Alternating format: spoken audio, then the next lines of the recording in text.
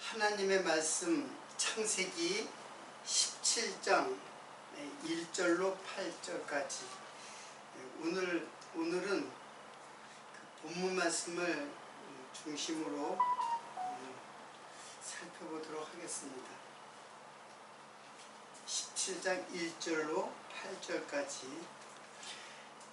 아브라함의 99세 때에 여호와께서 아브라함에게 나타나서 그에게 이르시되 나는 전능한 하나님이라 너는 내 앞에서 행하여 완전하라. 내가 내 언약을 너와 너 사이에 세워 너로 심히 번성케 하리라 하시니 아브라함이 엎드린데 하나님이 또 그에게 일러 가라사대 내가 너와 내 언약을 세우니 너는 열국의 아비가 될지라. 이제 후로는 네 이름을 아브람이라 하지 아니하고 아브라함이라 하리니 이는 내가 너로 열국의 아비가 되게 함이니라. 내가 너로 심히 번성케 하리니 나라들이 내게로 쫓아 일어나며 열왕이 내게로 쫓아 나리라. 8절까지 일단 봉독해 드렸습니다. 6절인데? 6절? 6절까지 읽었나 내가? 네. 예. 시간 되면은 그 이후 것도 살펴보도록 하겠습니다. 오늘은 잘 알다시피 그 아브라함이라는 인물이 사실은 원래 이름은 아브람이죠. 아브람인데 하나님께서 너 이제 아브라함이라고 네 이름을 부르라고 이제 하신 내용이 오늘 본문 말씀에 나옵니다. 아브라함이 99세 때 이제 그 100세 때에 이제 그 아들 이삭을 주게 되죠. 99세 때 이제 이삭을 약속하기 전에 하나님께서 하신 말씀이에요. 그리고 이제 약속이죠. 그래서 지난 시간까지는 그 언약에 대해서 우리들이 한 2시간을 갖다 언약에 대해서 집중적으로 살펴보았습니다. 언약이라는 그 단어는 신학적으로 매우 그 이슈가 되는 단어예요. 우리가 이제 그 단어를 살펴보았지만은 신학자들은 그 언약의 의미를 갖다가 살피려고 여러 가지 그 이제 각도에서 이제 언약을 갖다가 의미를 이제 살펴보았지만은 지난 시간까지 공부한 바에 의해서 언약은 바로 메시아의 언약, 즉 예수 그리스도에 대한 약속인데 그것을 갖다 신학자들은 구속이라든가 또는 하나님의 나라라든가 아니면 언약 자체가 하나님의 역사를 이끌어가는 중심 주제다. 이런 이제 각도로 언약을 이제 생각을 한 것을 지난 시간까지 공부했죠. 자, 오늘은 본문 말씀을 보도록 하겠습니다. 아브라함의 99세 때에 여호와께서 아브라함에게 나타나서 그에게 이르시되 나는 전능한 하나님이라 너는 내 앞에서 행하여 완전하라. 자, 지금 이 말씀은 나는 전능한 하나님이다 너는 내 앞에서 행하여 완전하라. 이 말은 굉장히 어폐가 있는 단어예요. 하나님은 말 그대로 전능하신 하나님이죠. 반면에 인간은 전능한 하나님은 인간은 무능하다는 만약에 인간도 전능하다면 하나님을 전능한 하나님으로 소개할 필요가 없죠. 이거는 인간은 무능하다라는 것을 표현한 말이에요. 하나님은 전능하다. 전능이라는 말은 완전 전능, 능력이 완전하다, 그런 뜻이에요. 능력이 완전하다. 그러니까는 여기 인간의 무능이라는 말은 능력이 하나도 없다, 그런 뜻이에요. 능력이 하나도 없다. 그러니까 완전히 이제 하나님과 인간의 그 이제 관계는, 그래서 여기는 창조주죠. 그리고 인간은 피조물이에요. 피조물. 하나님이 지으신 피조물. 근데 그렇다면은 하나님께서 너는 내 앞에서 행하여 완전하라. 완전하라는 거야.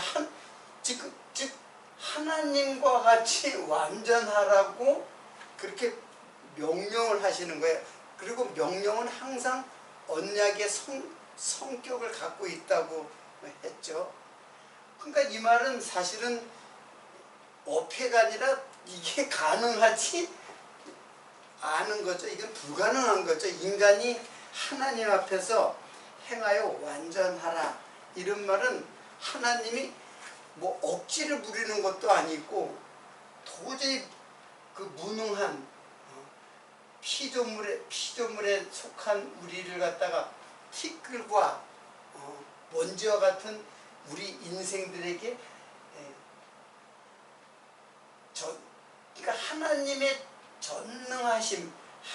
전능하심과 같이 너희는 온전하라, 이렇게 말씀하시니까는 이거는 정말로 이걸 어떻게 이해하고 받아들여야 될 것인가 하는 문제가 생기는 거죠.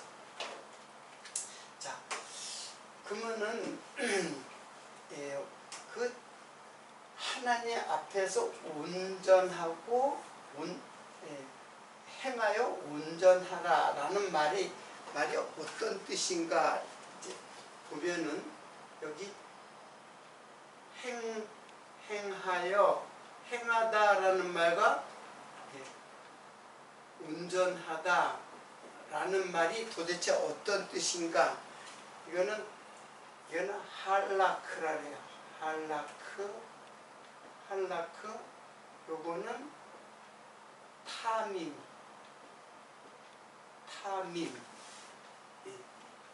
그래요. 할라크라는 말은 이거는 걷다, 행동하다, 따르다 그런 뜻이에요. 그리고 요거는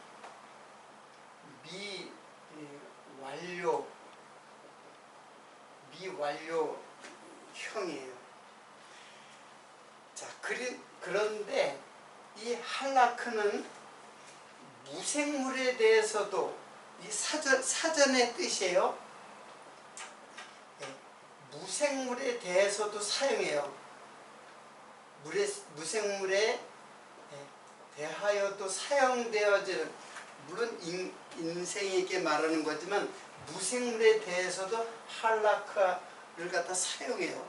그러면 무생물에 대해서 사용한다는 것은 하나님의 주권이죠. 하나님의 주권, 즉 하나님의 그 전능하신 그 능력으로 행하다라는 말이 이제 행하다라는 말을 갖다 이해할 수가 있는 거예요. 그리고 미완료형이다. 자, 이건 조금 이제 미완료형이라는 거는 항상 진행형이라고 생각하면 돼요. 그러니까 성도에게 있어서 이 세상에서 살아가는 동안은 항상 그 진행형, 성도에게는 진행형으로 이제 진행형의 이제 동사죠. 자, 이거는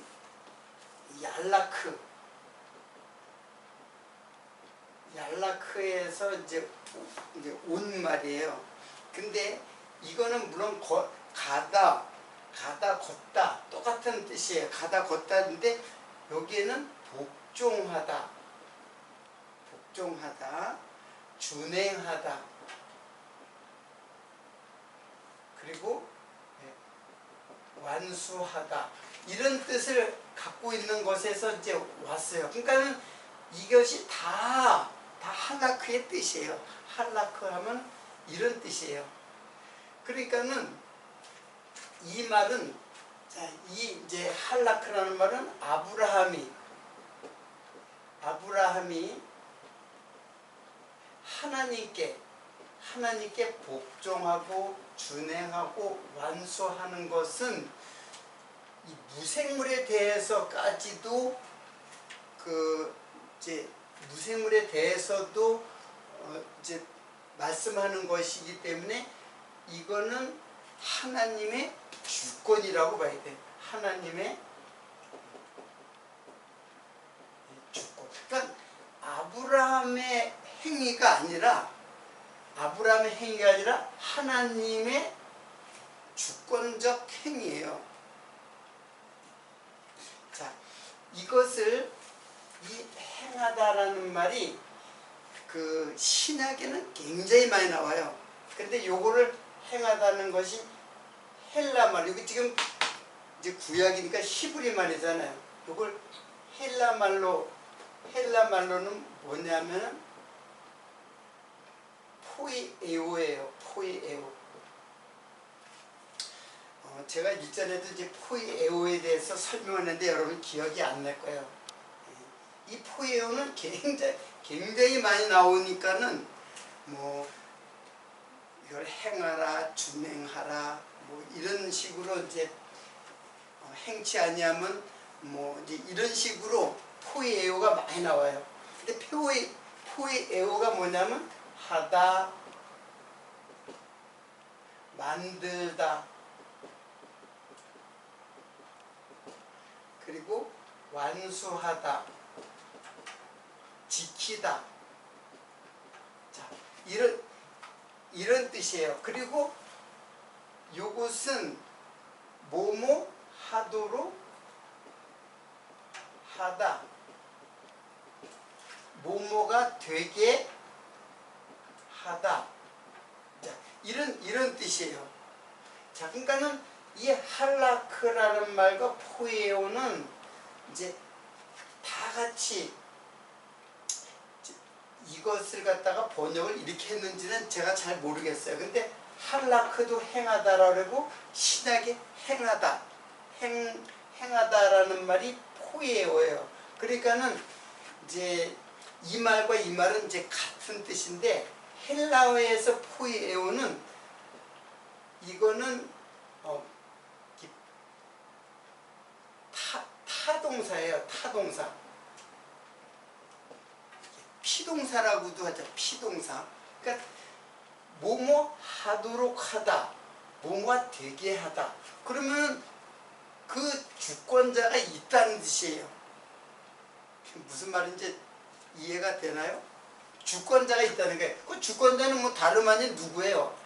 하나님이죠. 하나님이 주권으로 아브라함이 뭐뭐가 되게 하는 거예요. 뭐뭐 하도록 하고 뭐뭐가 되게 하는 거예요. 자, 그런 뜻이 이게 할라크라는 뜻이에요. 쉽게 말하면은 아브라함이 스스로 자기가 복종하고 자기가 준행하고 자기가 완수하는 것이 아니라 이게 누구의 능력이 지금 아브라함에게 임해진 거예요. 주권자.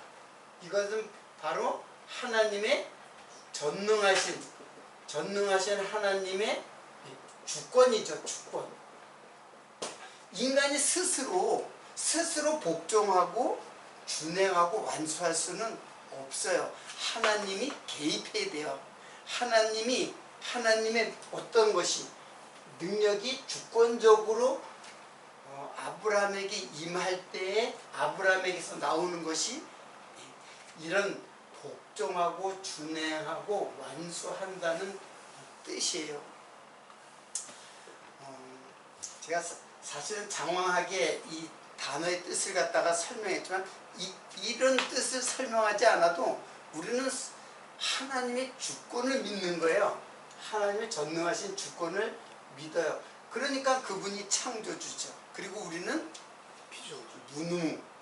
무능한, 능력이 아무것도 없는 무능한 자다라는 것을 고백하는 그런 단어가 이제 할라크라고 하는 단어예요. 자, 그러면은 이 마태복음에 보면은, 여러분 마태복음 한번 마태복음 5장 48절 보세요.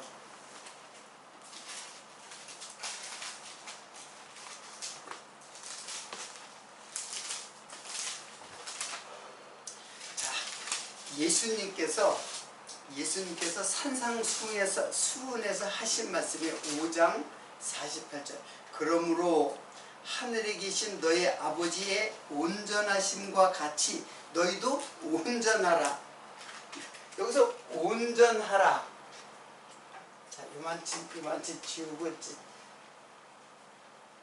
마태복음에서는 온전하라는 말을 해요.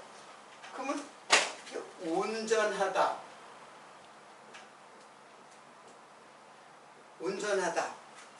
이 온전하다가 뭐냐면은, 오늘은 여러분 이제 단어 공부를 좀 집중적으로 하면은 이제 굉장히 이제 도움이 되는데, 온전하다가 텔레이오스예요. 텔레이오스. 자, 텔레이오스인데 요거는 무슨 뜻이냐면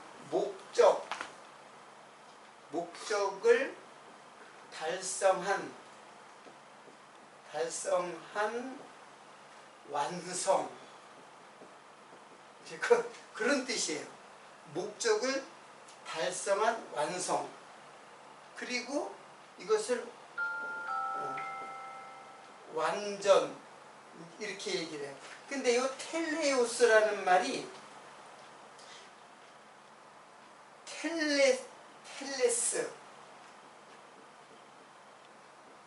텔레스에서 이게 온 말이에요. 자, 그러면 텔레스가 뭐냐면, 이거는 여러분들이 좀 기억이 날런지 모르는데, 이거는 끝이라는 뜻이에요. 끝내다. 그리고 완성하다, 이제 그런 뜻도 있고, 그리고 종말에 이 말이 종말, 그리고 종국, 결국, 이런 의미를 갖고 있는 게 텔레스예요. 그래서 이거는 한마디로 종말을 할 때 예수님께서 그랬죠. 내가 알파의 오메가다 라고 했잖아요. 그리고 시작이요 끝이다. 그러니까 시작이요 끝이다. 시작이 이게 프로토스가 아니라 아르케예요. 시작이, 그러니까 요거 내가 요거다 이렇게 적었는데, 시작이 아르케요 끝이다. 이게 텔레스예요. 텔레오인가? 텔레스. 이거는 뭐 명사와 동사로 사용할 때 달라지는데, 텔레스예요. 텔레스가 끝이에요, 끝. 그러니까 이게 태초고 요것이 종말이다. 그러니까 나는 시작이요 끝이다라는, 내가 태초고 종말이다. 태초로부터 종말이다. 그런 뜻이에요. 그러니까는 지금 온전하다라는 말은 무슨 의미를 갖고 있냐면은, 종말에 내가 완성시키겠다. 그런 뜻이에요. 그러니까 너 온전하라라는 말은 너를 어떻게 하겠다. 너를 완성시키겠다. 이제 그런 뜻이에요. 그리고 내가 이제 태초와 태초와 종말을 여러분들은 태초와 종말을 어떻게 이해를 하는가? 우리는 태초로부터 종말을 갖다가 역사적인 하나님의 역사로 이해를 하는데 맞아요. 하나님의 역사예요. 그런데 이 태초와 종말은 제가 이제 에베소서를 이제 앞으로 이제 강론하기 위해서 이제 준비를 하고 있는데 이 태초라는 말은 이게 잉태라는 뜻을 갖고 있어요. 잉태라는 뜻을 갖고 있어요. 그러면은 우리는 태초와 종말 갖다가 꼭 시간과 역사의 개념으로만 이해를 해요. 시간과 역사. 그런데 이거는 사실은 이거는 잉태로부터 이게 뭐예요? 이게 이제 사망이잖아요. 그러니까 이제 이걸 갖다가 이제 출생이라고 볼 수가 있죠. 그리고 요거는 사망. 그러니까는 여러분들 여기에다가 항상 관심을 갖고 있잖아요. 우리의 인식이 시간과 역사에 관심을 갖고 있잖아요. 그런데 하나님께서는 이거를 말하는 것이 아니에요. 이걸 말하는 게 아니라 이걸 갖다가 이렇게 잉태로 표현됐다는 것은 우리 인생을 지금 말하는 거예요. 자, 쉽게 제가 설명을 할게요. 우리가 역사를 살아가잖아요. 역사를 살아가면은 역사의 한 순간을 살아가겠죠. 어느 한 시간에 태어나서 뭐 70, 80, 100년을 살든지 그때 살다가 죽잖아요. 이때 이 역사 속에서. 근데 태초와 종말이라는 말은 사실은 이것을 설명하기 위해서 태초와 종말이 있는 거예요. 자, 그러니까는 하나님께서 우리들에게 계시하시는 것은 이것을 어떻게 보느냐. 내 출생으로부터 사망까지의 이것을 통해서 이거를 바라보는 거예요. 이게 나잖아요. 이거는 뭐예요? 시간, 역사. 그러니까 나의 인생으로 역사를 바라본다는 뜻이에요. 이거는 굉장히 중요한 개념이에요. 사실은 이거를 갖다가 제가 언제 이렇게 이해를 하고 깨달았냐면, 이렇게 이해를 하고 깨달으면은 성경이 굉장히 리얼하게 다가와요. 내 마음속에.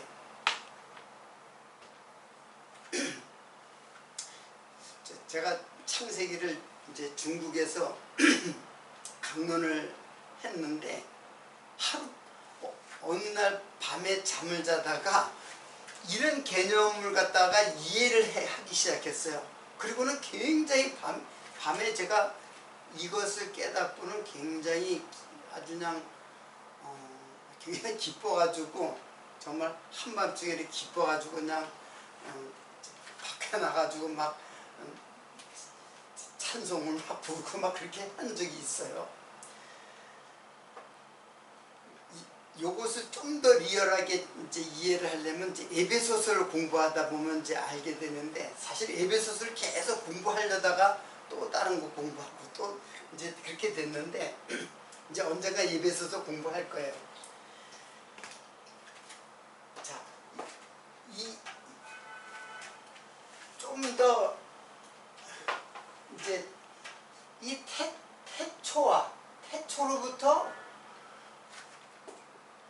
태초로부터 종말은 굉장히 길잖아요. 역사. 내 인생은 여기에 비하면 아무것도 아니죠. 그렇죠? 예수님이 이때 우리가 이때 태어났어도 정말 경점과 같은 거예요. 암만 길어봤자 진짜 짧은 시간이잖아요. 근데 내 인생 뭐예요? 출생으로부터 사망까지 그 인생 속에 예수님이 내 마음속에 오셨어요. 이게 몇 세인지는 뭐 다 사람마다 틀리지만, 그러니까는 내 인생 속에 역사 속에 오신 예수 그리스도는 바로 내 인생 속에 오신 예수 그리스도로 이해를 해야 되는 거예요. 그러니까는 이 역사는 굉장히 우리가 태어나기 전에도 역사가 있었고 내가 죽은 다음에도 역사는 계속 진행되죠. 그래요, 안 그래요? 그래요. 그러니까 이거는 우리가 이해할 필요가 없는 거예요. 역사가 내가 태어나기도 전 역사라는 거는 내가 인식할 수 없는 역사잖아요. 그리고 죽은 다음에 역사가 계속돼도 내가 인식할 수 있는 게 아니잖아요. 다만 우리는 어디를 인식하는 거예요? 내가 태어나서 내가 죽을 때까지. 그때를 인식하는 거예요. 그리고 내 인생 속에 예수님이 오신 거. 그러니까 이거를 이렇게 뷰하는 거예요. 내 인생이 하나님의 계시예요. 내 인생이. 이거를 통해서, 역사를 통해서, 즉 성경의 역사를 통해서 내 인생을 뷰하는 거예요. 바라보는 거예요. 제가 이제 왜 이 말을 갖다 이렇게 했는지 예수님이 태초로부터 종말이라 했잖아요. 그러니까 예수님이 나의 태초와 종말을 갖다가 내 인생의 역사의 주인이시다. 그러니까 내 인생의 역사의 주인일 뿐 아니라 내 인생의 주인이 되신다라는 것을 이해하도록 하는 말씀이에요. 이 말씀이. 자, 이게 어디에서부터 시작해가지고 이렇게 전기가 됐는지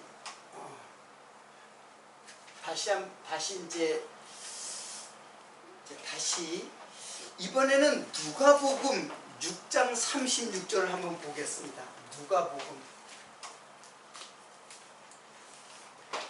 누가복음 6장 36절.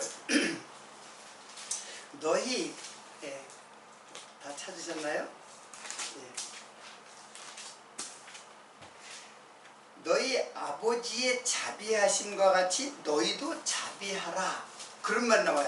근데 여기 누가복음은 마태복음의 요 말과 요 말은 병행 구절이에요. 산상수훈 중에서 하신 말씀이거든요. 근데 마태복음에는 아버지 온전하신 것 같이 너희도 온전하라 그렇게 했는데, 누가복음에는 아버지의 자비하심과 같이 너희도 자비하라 그렇게 얘기를 했어요. 그러니까는 자비하라는 말과 온전하다는 말은 같은 개념이죠. 이해가 돼요? 이게 같은 그 병행 구절로 썼으니까는, 그러니까는 아버지 온전하신 것 같이 온전하라라는 말은 아버지의 자비하신 것 같이 자비하라는 말과 같이 써졌으니까는 온전하라는 말은 어떻게 온전해지라는 뜻이에요. 아버지의 자비하신 것 같이 자비하라 그런 뜻이에요. 자, 그러면 자비하다라는 말은 또 무슨 뜻인가? 이걸 한번 또 살펴보도록 하겠습니다. 자비하다. 이거는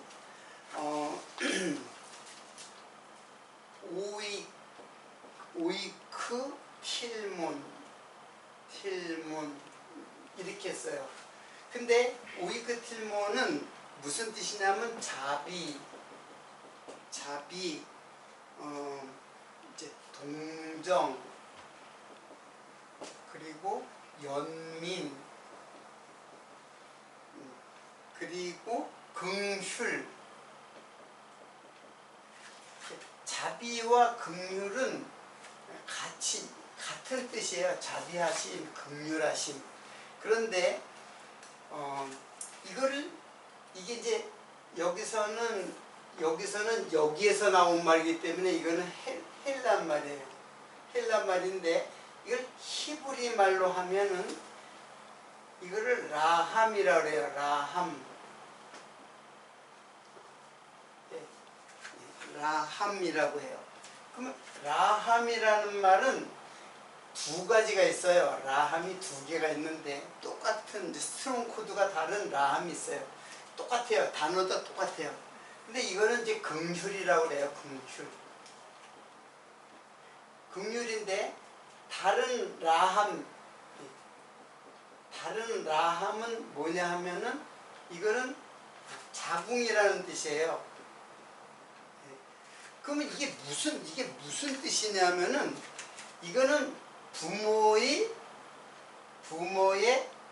사랑. 자궁하면 항상 부모의 사랑을 아기를 감싸는 그 하나님의 사랑을 표현할 때 라함이라 그래요. 그래서 이거는 불쌍히 여기는 마음. 부모가 자식을 불쌍히 여기는 마음. 이런 뜻을 갖고 불쌍히 여김. 이런 뜻을 이제 갖고 있는 단어가 라함이 똑같은 라함을 여기서는 긍휼이라고 한 거예요. 그러니까 긍휼의 본래의 뜻은 남녀간의 사랑이 아니라 부모가 자식을 불쌍히 여기는 사랑이에요. 이걸 자비 또는 긍휼, 이 긍휼을 많이 사용하죠. 이 긍휼이라는 우리나라 단어가 이게 불쌍히 여긴다는 뜻이에요. 긍휼히 여긴다, 불쌍히 여긴다, 그런 뜻이에요. 그러면 지금 하나님이 우리 하나님의 백성을 하나님의 자녀를 불쌍히 여기는데 그걸 갖다가 지금 누가복음에서는 아버지의 자비하심, 불쌍히 여기심으로 너희들도 자비하라, 그런 거예요. 이게 똑같은 말이에요. 아버지의 온전하신 것 같이 너희도 온전하라 라는 말은 아버지의 그 온전하심은 아버지의 사랑이 완전한 그 사랑을 그것을 너희도 자비하라, 그런 뜻이에요. 그러면 똑같이 이제 그런 질문을 할 수가 있죠. 창세기의 오늘 말씀처럼 어떻게 하나님의 온전하심과 같이 우리가 온전해질 수 있고 하나님의 사랑으로 우리는 다른 사람을 어떻게 사랑할 수 있는가, 이런 문제가 생기는 거예요. 자, 제가 이런 문제를 제기하는 게 뭐 이상한가요? 이렇게 저만 제기하는 건가요? 그렇지 않아요. 하나님의 사랑이 어떻게, 하나님의 그 온전하신 사랑을 내가 어떻게 온전한 사랑으로 사랑할 수 있는가 하는 문제를 지금 여기도 제기한다는 말이에요. 근데 아까 그 창세기에 나타난 대로 너희가 내 앞에서 행하여 완전하라 라는 말을 우리가 공부를 했잖아요.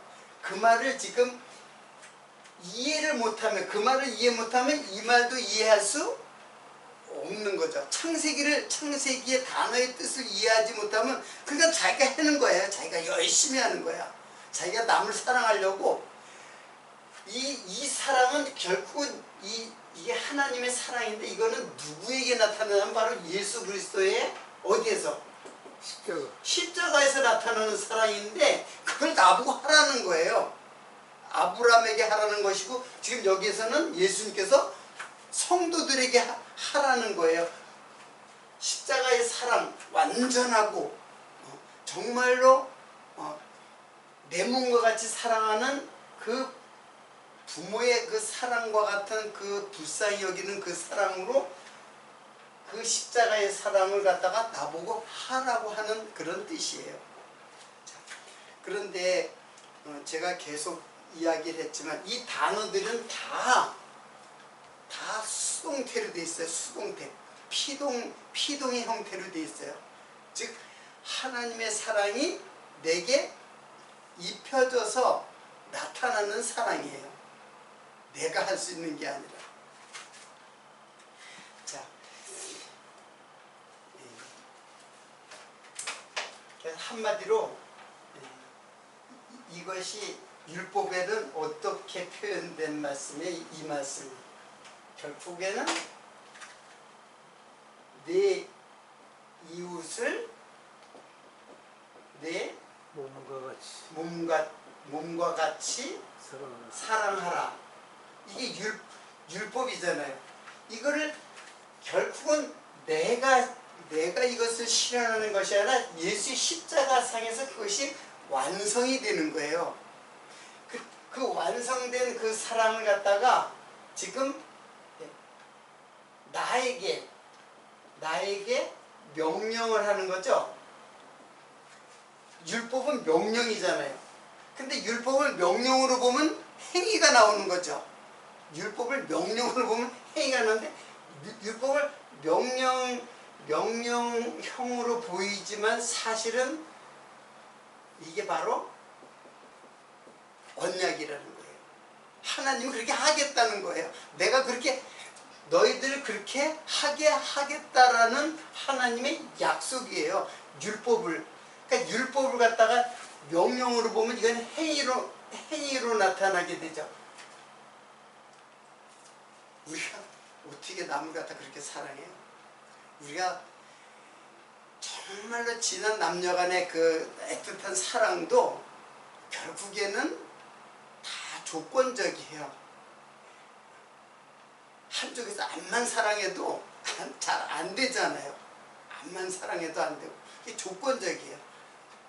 당신이 나를 사랑하니까 나도 당신을 사랑하는 그런 조건적인 사랑이지, 이 사랑은 무조건적인 사랑이에요. 하나님의 사랑은 언약에서 나온 거기 때문에 이 언약은 뭐예요? 반드시 언약은 반드시 성취되는 말씀이에요. 그러니까는 반드시 성취되고, 어디서 성취됐냐면 예수 그리스도에게서 성취된 거예요. 인간의 사랑은 조건적이에요. 조건적. 내가 저 사람한테 마음이 있어. 그래서 사랑해. 근데 계속해서 상대방이 나를 사랑하지 않고 나를 갖다 계속 미워하고 그러면 나도 그 사랑은 식어질 수밖에 없어요. 근데 그거 갖다가 계속 사랑하면 집착이 되는 거예요. 집착. 그래서 인간의 사랑은 삐뚤어진 사랑이에요. 왜곡된 사랑. 이 땅에서 진정한 하나님의 그 완전하신 자비하심과 그 온전한 그 사랑과 자비가 이 땅에는 실현될 수 없어요.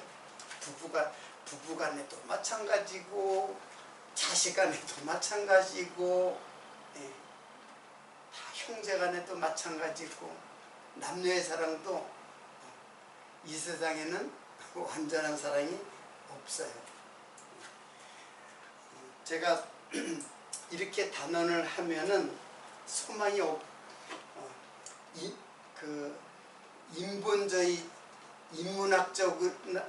인문학적이거나 인본주의적인 입장에서는 굉장히 그 회의론자가 될 수밖에 없죠. 인간의 사랑은 다 뭐예요? 저는 완전히 뭐예요? 부정하는 거예요. 근데 인본주의자들, 휴머니즘에서 인간의 사랑을 굉장히 큰 테마로 놓고 있잖아요. 거기에 무슨 환상적인 어떤 그런 사랑이 있을 거라고 생각하잖아요. 없어요. 제가 자식을 사랑한다거나 제 아내를 사랑한다는 거 한계가 있어요. 못해요.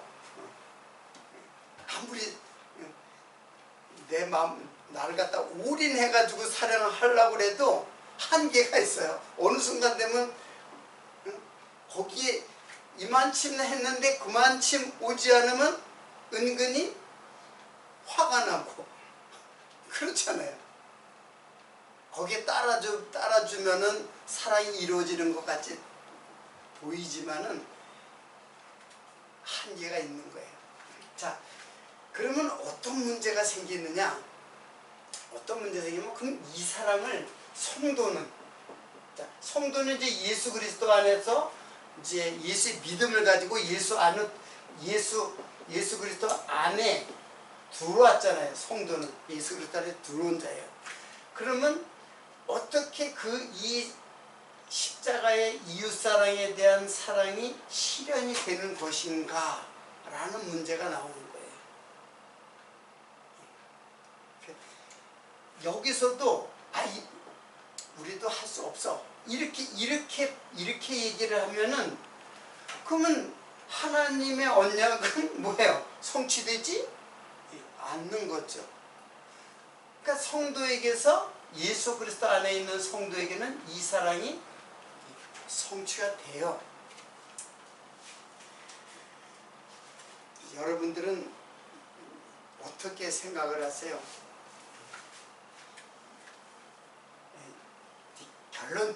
결론적으로 이야기를 할게요. 결국 제가 그래서 로마서 여기서 적지 않은데 로마서 12장 1절로 2절의 말씀을 했죠. 이게 뭐예요? 산 제사가 돼. 너희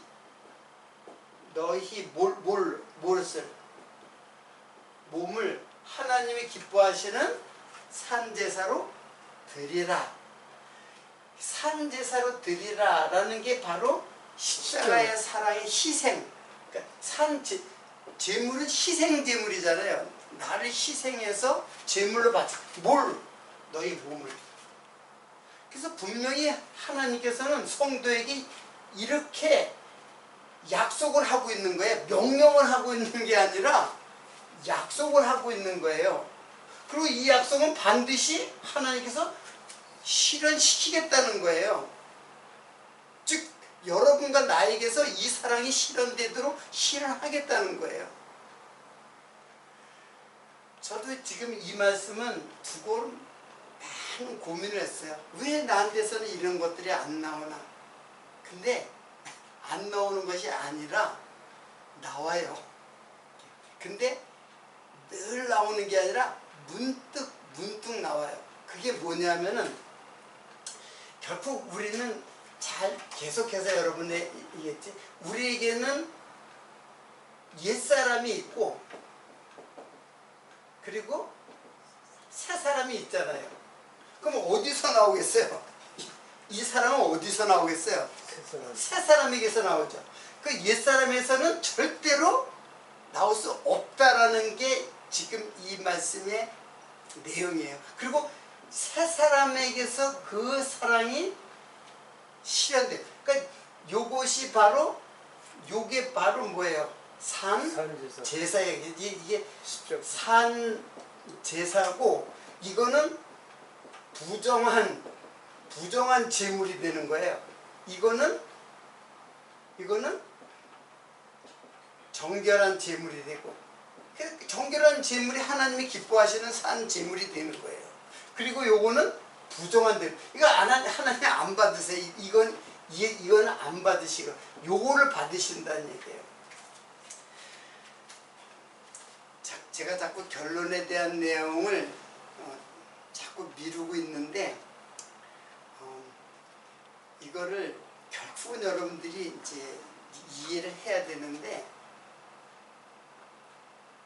여러분은 어떻게 생각하세요? 이 사랑이 과연 실현이 될까요? 예수님의 지체로 들어가면 예. 되는 거죠. 예, 그렇죠. 이론적으로는 성도가 자기가 예수 바깥에 개체로 있으면은 도저히 안 이루어지지만 예수 안에 들어가면 예수의 그 능력이, 사랑의 능력이 나를 이끌어가는 사랑이니까. 그러니까 뭐가 나타나요? 성령의 열매가 나타나죠. 그 사랑과 실학과 화평과 쭉 나오는데 그 대표적인 것이 사랑이에요. 다른 사랑과 실화과 뭐 오래 참음과 자비와 양성 뭐 다 나오는데 9가지가 나오는데 그게 사랑이에요. 사랑의 다른 모습들이에요. 그러니까 사랑이 나와요. 근데 이 사랑은 바로 이 사랑이에요. 그냥 누구를 좋아하는 그런 사랑이 아니라 그리스도 안에서 완전한 성령의 열매로서의 사랑이에요. 갈라디아는 이렇게 표현하고 있잖아요. 이게 너희들의 열매라고 그랬잖아요. 나온다는 얘기예요. 이거는 반드시 나온다고 하는 거예요. 우리들에게서.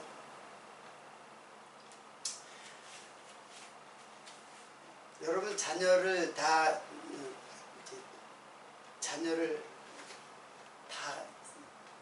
있잖아요. 여러분들. 저도 마찬가지고. 그럼 자녀를 어떻게 사랑하는가? 부부간의 사랑은 좀 여러분들 이제 물론 똑같은 건데 한번 자녀의 사랑을 한번 생각해 보세요. 부부간의 사랑 똑같아요.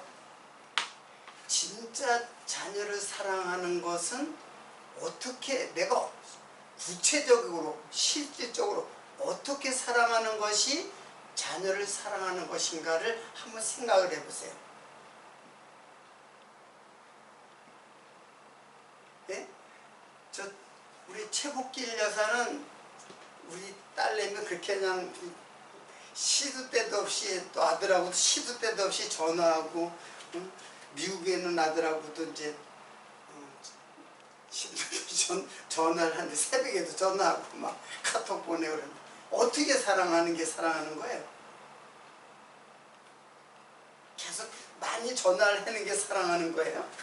믿음으로. 모르겠어요? 그래. 지금 내가 이렇게 얘기했는데도 잘 모르겠어요? 이거는 예수 그리스도의 사랑을 전하는 거예요. 예수 그리스도의 사랑을 전하는 것만이 하나님의 사랑, 십자가의 사랑. 그러니까 예수의 사랑, 이게 십자가의 사랑이죠. 십자가의 사랑이고 이게 복음이잖아요. 그럼 복음을 전하지 않는 복음을 전하는 것이 완벽한 사랑의 증표예요. 내가 예수를 전하지 않으면 몸으로 하는 그런 사랑은 그 한계가 있어요. 그거 하지 말라는 거 아니에요. 그것도 해야죠. 저도 하고. 그렇지만은 그것은 한계가 있어요. 그거는 그 사랑은 내 사랑으로 하는 그 사랑은 한계가 있어요. 그 사랑을 하지 말라는 건 아니지만은 그러나 우리가 진짜로 사랑해야 될 거는 예수를 전해줘야 돼요. 예수를 전하는 것, 그것이 가장 진정한 바로 하나님의 언약이 성취되는 사건이에요. 그러니까는 하나님의 사랑이 실현되는 곳이 어디예요? 하나님의 사랑이 실현되는 곳이 지금 여기에요. 여기에서 지금 하나님의 언약이 지금 성취되고 있는 거예요. 그러니까 일어나잖아요. 안 일어나는 게 아니잖아요. 그럼 나만 지금 내가 전하니까는 나만 지금 그 사랑을 성취하는 것이 아니에요. 여러분도 똑같이 성취하는 거예요. 그러니까 피드백이에요. 피드백. 서로 교통하는 거예요. 그러니까 이 사랑, 그러니까 예수의 십자가의 복음을 계속 피드백하는 것. 늘 이 말씀을 생각하고, 그러니까 이 말씀을 지금 내 마음속에 두는 것만으로도 이 사랑이 어떻게 된 거예요? 성취되는 거예요. 그러니까 성취 안 되는 것이 아니에요. 여러분이 아무리 세상 연락을 좋아하고 그러다가도 저녁 때 조용하게 하나님 말씀 생각하면 그 사랑이 생각이 나잖아요. 그 사랑이 생각나는 거, 그것이 지금 하나님의 언약이 성취되는 현장이에요. 그리고 실제로 정말로 사랑하고 싶은 사람에게 이 복음을 전하려는 마음이 생기잖아요. 실제 전하지 못하더라도 이 복음을 전하려는 마음이 생기잖아요. 이게 사랑하는 마음이 무슨 사랑? 십자가의 사랑이 지금 내 마음속에서 지금 불타오르고 있다는 거예요.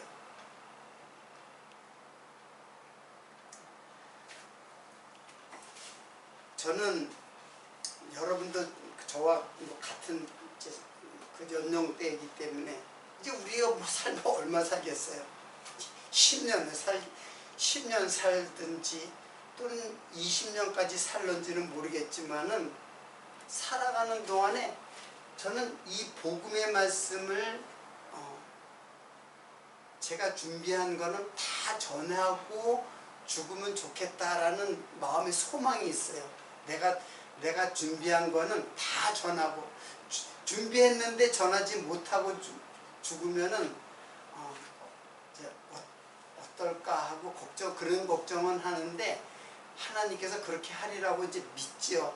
그래서 내가 준비한 복음을 다 전하고 죽으면 난 행복하겠다 그런 생각을 해요. 그런 게 소망이에요. 그게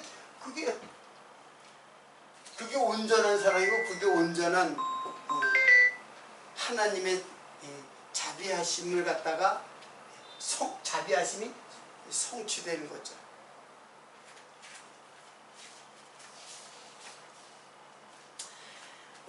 오늘 벌써 요거 하나만 오늘 이게 주제인데 주제를 갖다가 제가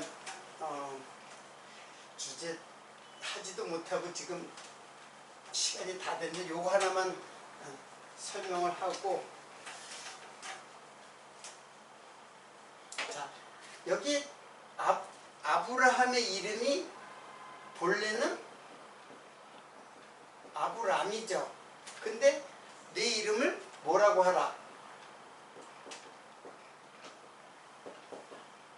아브라함이라고 하라. 근데 아브라함이라는 말은 무슨 뜻이냐면은 이거는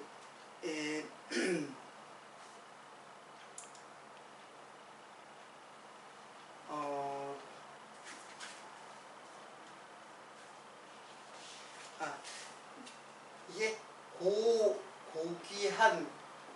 고귀한 아비 그런 뜻이에요. 고귀한 아비. 그리고 높임 받는 아비, 높임 받는 아버지, 이제 그런 뜻이에요. 자, 그리고 아브라함은 무슨 뜻이냐면 열국의 아비, 이제 그런 뜻이에요. 그리고 많은 무리의 아비, 이제 그런 뜻이에요. 자, 그러면은 왜 하나님은 이 아브라함 갖다가 아브라함이라는 말 이름으로 바꾸라고 했을까? 자, 이거는 여러분 잘 보세요. 이거는 인간의 욕망이죠. 다 이 땅에서 고귀한 자로, 그리고 남들이 다 높여주는 그런 이름으로 남고 싶은 것이, 그게 모든 인생의 욕망 아니에요. 이게 스스로 높임을 받는 아버지다라는 게 아브람이에요. 그리고 아브라함은 이거는 열국의 아비 또는 많은 무리의 아비, 이제 그런 뜻이에요. 그럼 열국의 아비라는 뜻은 뭐냐면, 이거는 하몬 고이 아부, 아부는 아비예요. 자, 여기서 이게 고이라는 말, 이거는 뭐 이제 여럿이라는 뜻이고, 요 고이라는 말이 이게 여성형이에요. 여성형으로서의 몸, 신체, 그런 뜻이에요. 그러니까는 이 이 고의라는 말은 이게 이제 개바에서 이게 좀 제가 개바에서 온 말인데 이 개바가 바로 여성형이고 몸이라는 뜻에서 온 말이 고의예요. 그래서 이 고의라는 말은 어떤 뜻이냐면 이게 한마디로 교회의 지체, 교회 지체라는 의미를 갖고 있는 게 고의예요. 고의. 그래서 열국의 아비 하면은 교회 지체들의 아버지 이제 그런 뜻이잖아요. 그래서 또 이름 거기 뒤에 열왕이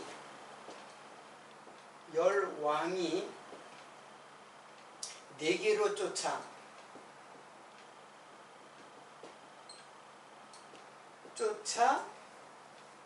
나리라. 네개로 쫓아나리라. 그러면 요것이 뭐냐면 고의 나탄 여기 왕이 멜레크다. 멜레크 이제 왕이 나다.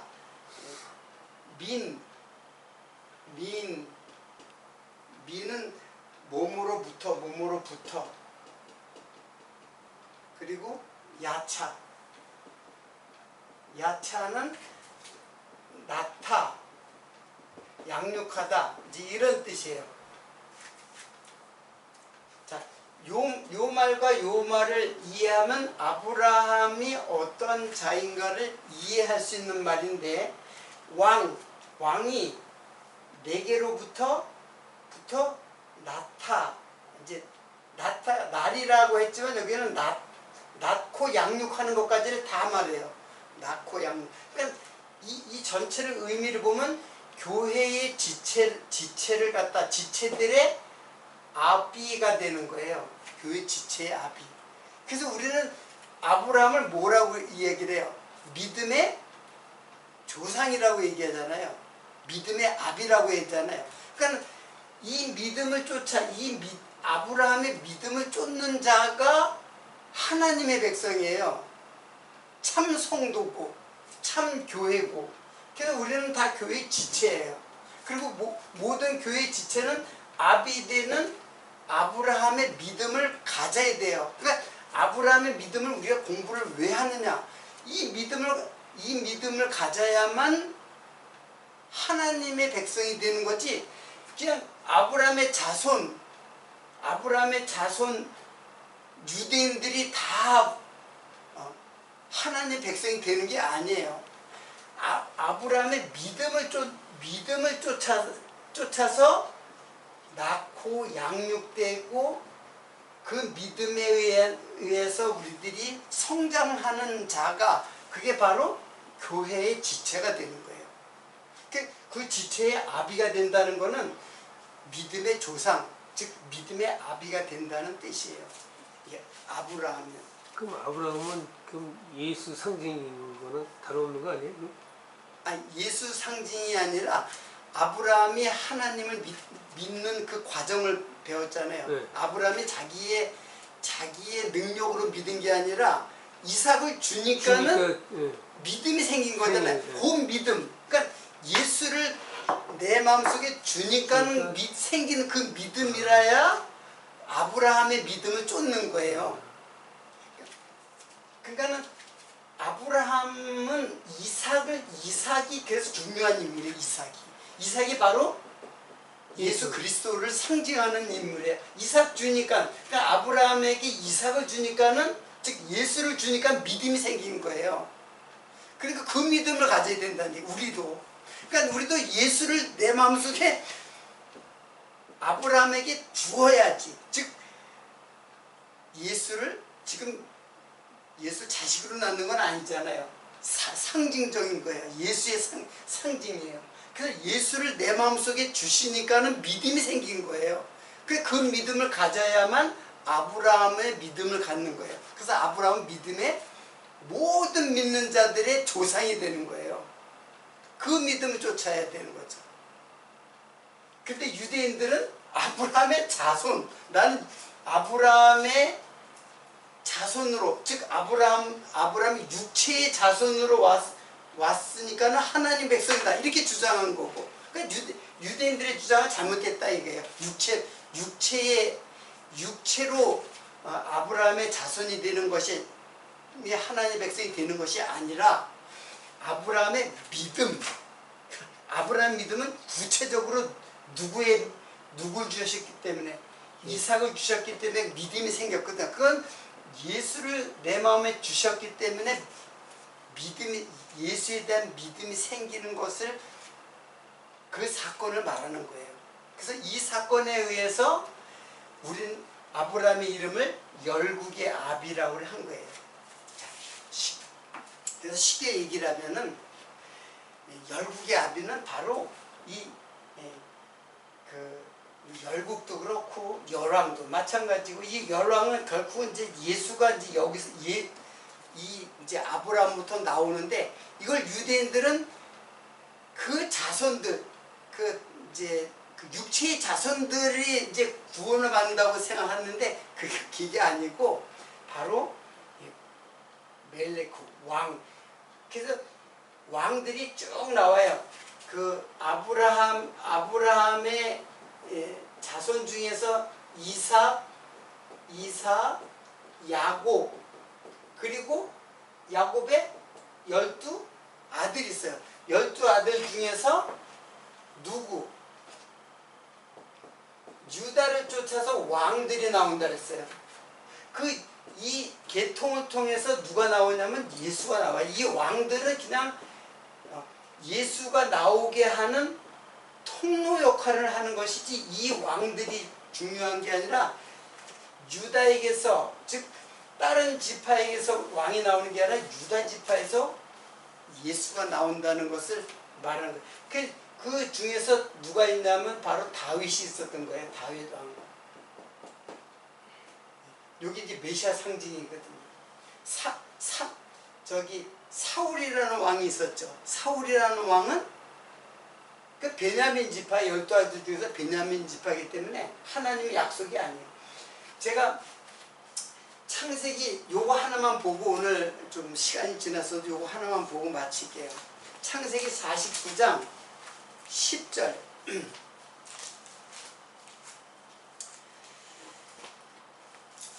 창세기 49장 10절.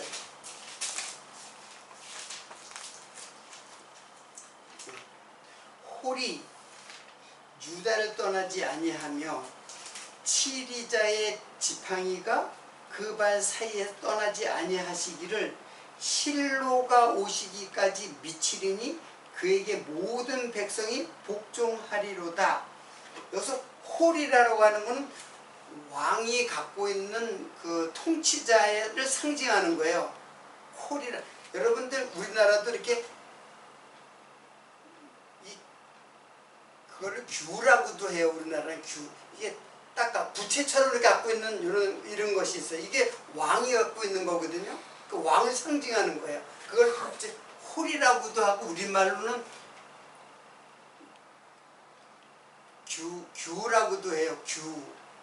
자, 그럼 이게 왕이라는 뜻이에요.